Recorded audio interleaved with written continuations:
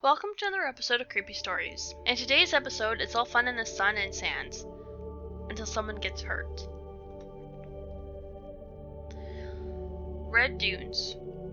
Credit to Mithril.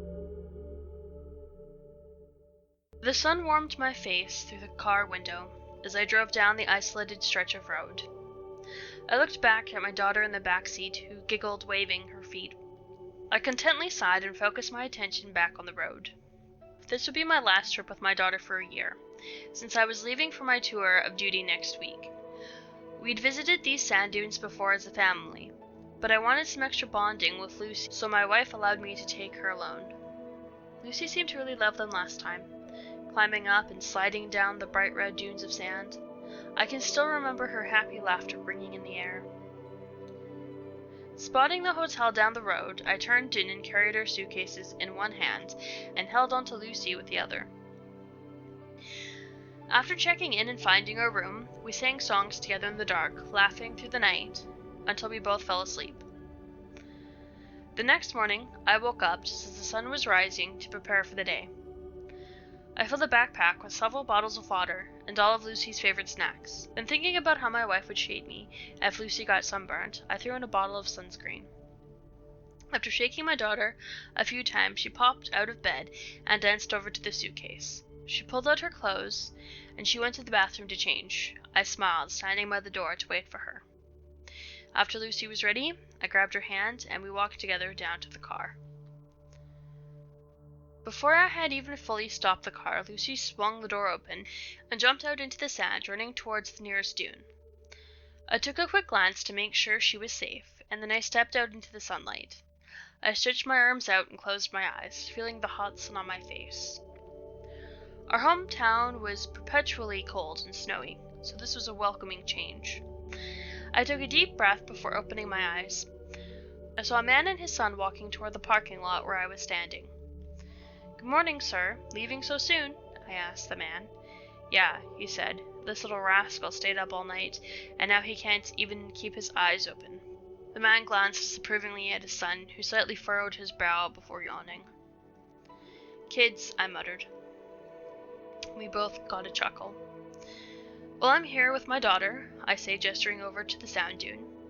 "We're planning to stay for the whole day, and maybe a little of tomorrow." "Ah," mused the man. "Don't go too far into the desert. I've heard that some tourists have gotten lost in there." "Really? How?" I asked. "Well, I'm not really sure about the details, but I do know that some people go out into the dunes and are never heard from again. We assume they tried to hike through it. Anyway, I'm sure you'll be fine. Just stick near the edge of the desert." "Of course. I would never do anything to put Lucy in danger." "Great. Well, I really must be going. Have fun and good luck." Man gave a little nod and pulled his half-asleep son towards their car. I smiled towards their backs and watched them drive down the road before turning back toward the dune. Lucy was happily sliding down with another girl, slightly older than her beautiful laugh ringing in the air. A warmness swelled in me. It was the knowledge that I could give her a happy memory. It didn't matter that I had to leave her for a little while.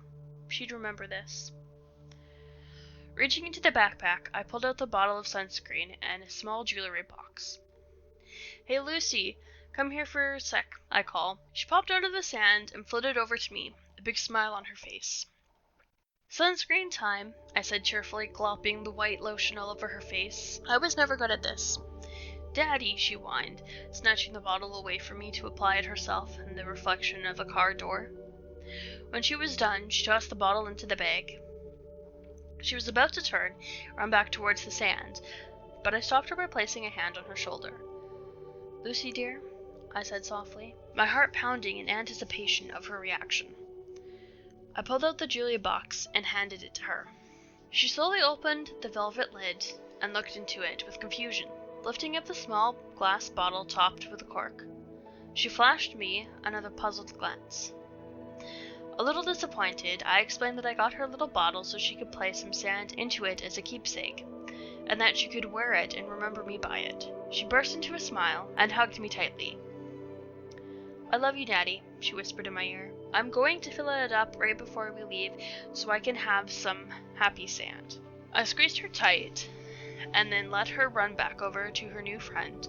I watched them have fun together all day as I chatted with the other girl's family. Time just flew by, and soon enough, the sun was setting with a red glow. We said our goodbye to the other family, and I turned to go to the car, but Lucy said, "Wait, I still have to fill up the necklace," and ran off again up the sand dune. I leaned up against the car and looked up and around the empty stretch of desert surrounding us, completely devoid of other life. It was actually quite serene, hearing the soft breeze shift around sand.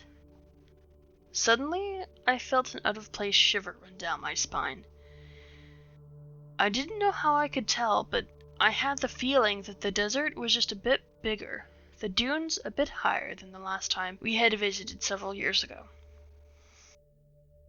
I looked up and saw Lucy at the top of the sand dune, holding the necklace above her head, tapping it to level the sand inside.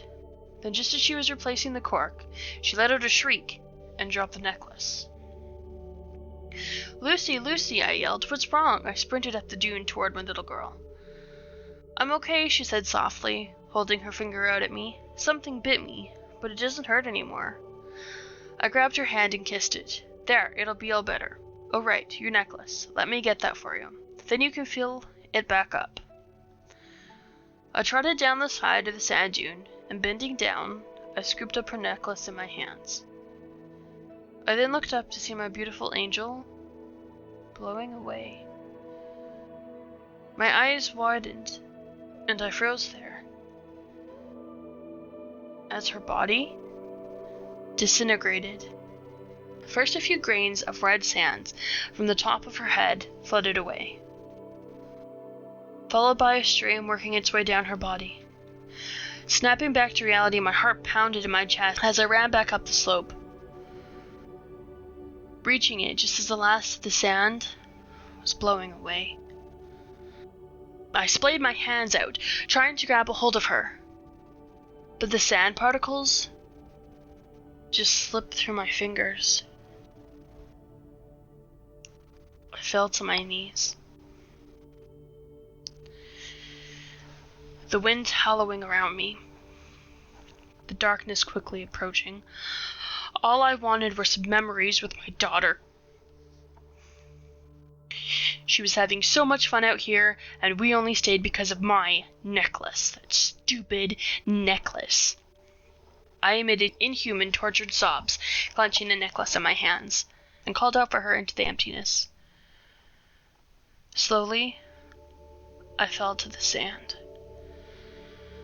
having lost any will to ever get up again. I could hear the unforgiving wind howl, and the cold of night start to creep up. Eyes clenched tight from squeezing out sandy tears.